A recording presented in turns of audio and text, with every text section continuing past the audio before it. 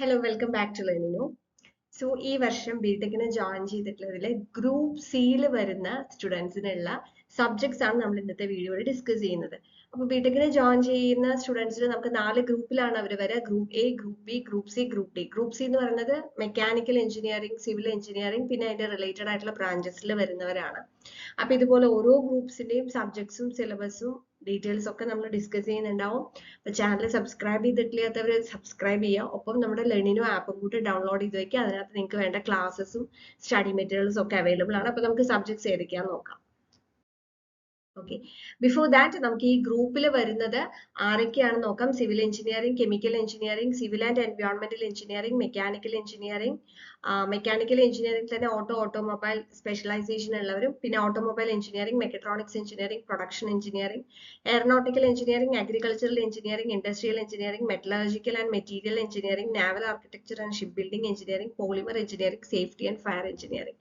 So ഇത്രയും കോഴ്സസിൽ join ചെയ്തിട്ടുള്ളവരെല്ലാം group സിയിലാണ് വരുന്നത്. ഓക്കെ, ഇനി നമുക്ക് ഫസ്റ്റ് സെമ്മിലും സെക്കൻഡ് സെമ്മിലും ഏതൊക്കെ സബ്ജക്ട്സ് ആണെന്ന് നോക്കാം.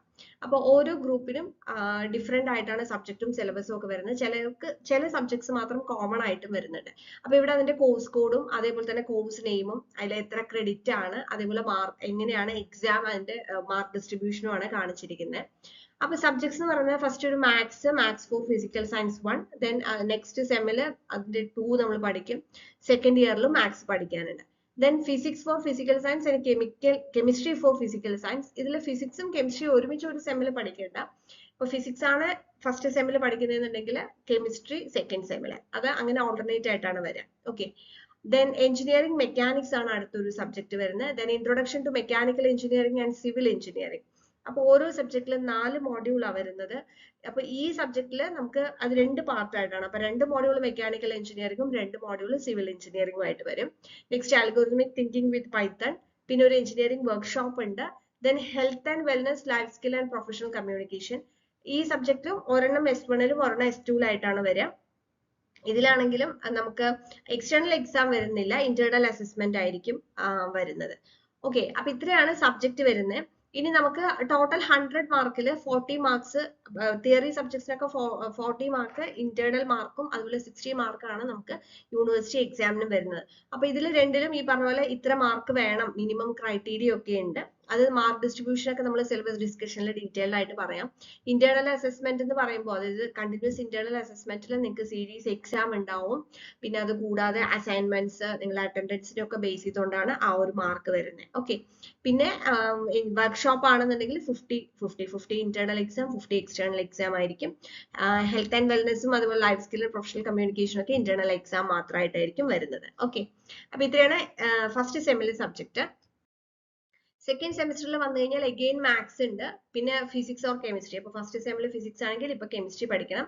പിന്നെ engineering graphics and computer aided drawing, അതൊരു ഡ്രോയിങ് പേപ്പർ ആണ് വരുന്നത്, എഞ്ചിനീയറിംഗ് ഗ്രാഫിക്സ്. പിന്നെ ബേസിക് ഇലക്ട്രിക്കൽ ആൻഡ് ഇലക്ട്രോണിക്സ്, അത് നേരത്തെ സിവിൽ ആൻഡ് മെക്കാനിക്കൽ പഠിച്ചതുപോലെ 2 പാർട്ടായിട്ടാണ്, ഒരെണ്ണം ഇലക്ട്രിക്കലും ഒന്ന് ഇലക്ട്രോണിക്സും.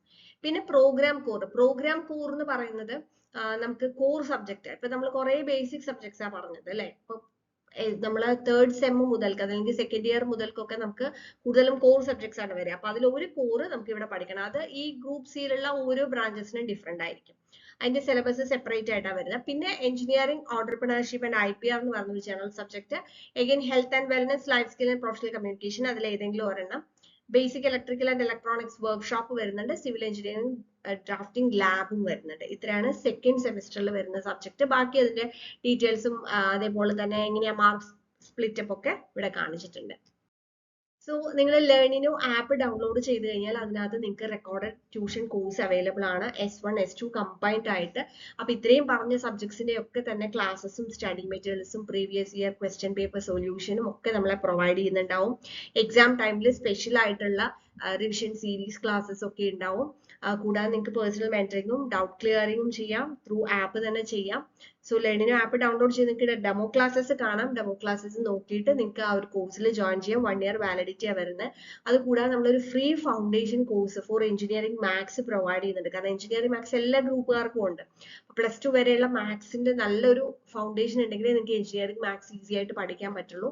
അതിന് വേണ്ടിയിട്ടുള്ളതാണ് ഫ്രീ കോഴ്സ്. ഞാനൊരു ലിങ്ക് താഴെ ഡിസ്ക്രിപ്ഷനിൽ കൊടുക്കാം. സോ അതിൽ നിങ്ങൾക്ക് ജോയിൻ ചെയ്യാം. ഫ്രീ കോഴ്സ് ആണ് ലേണിനോ ആപ്പിൽ ഉള്ളത്. ദെൻ റെക്കോർഡഡ് ട്യൂഷൻ കോഴ്സ് നിങ്ങൾക്ക് ഡെമോ ക്ലാസ് നോക്കിയിട്ട് ഇഷ്ടപ്പെടുവാണെന്നുണ്ടെങ്കിൽ അതിലും ജോയിൻ ചെയ്യാം. Thank you.